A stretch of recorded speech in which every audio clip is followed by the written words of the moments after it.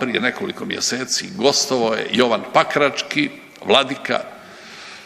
Jovan, jedan ozbiljan i obrazovan čovjek, u jednoj sramnoj emisiji, a znate zašto sramnoj? Zato što dvoje novinara, Aca Stanković i Maja Sever, potpuno nepripremljeni, ni jedno od ozbiljnih pitanja da postave Jovanu.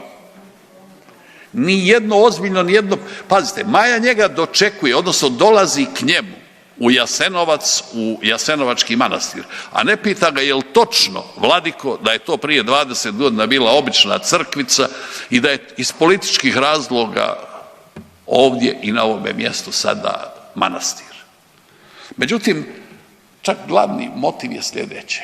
Reakcija na istup inteligentnog i obrazovanog Jovana, koji je smanjio srbijanske tlapnje i budalaštine o broju žrtava u Jasenovcu. Jovan kaže da nema šanse, da je moglo biti 700 ili milijun, ali zašto? Ne zato što Jovan traži istinu, nego zato što je Jovan inteligentniji od ovih neznalica. I ova trenutačna laž o 80.000 žrtava u Jasenovcu, to je isto laž.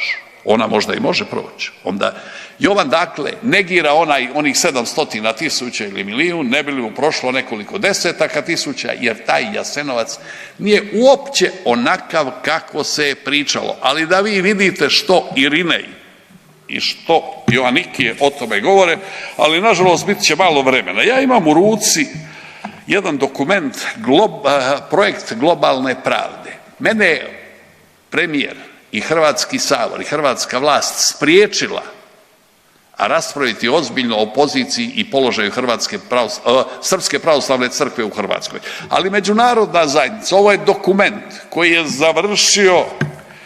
je završio dakle u Europskom parlamentu, Venecijanskoj komisiji, Svjetskom savezu crkava, Rimu, Vatikanu, Međunarodnom sudu, Kaznenom sudu i tako dalje. Ovaj dokument je završio, proces obračuna sa Srpskom pravoslavnom crkvom je počeo. Na sramotu hrvatske vlasti i aktualne vlade nimalo doprinosa tome nije dao Andrej Plenković i aktualna hrvatska vlada. Čak su nam podmetali nogu u rješavanju ovoga važnog problema. Hvala lijepo. U ime Kluba zastupnika HNS-a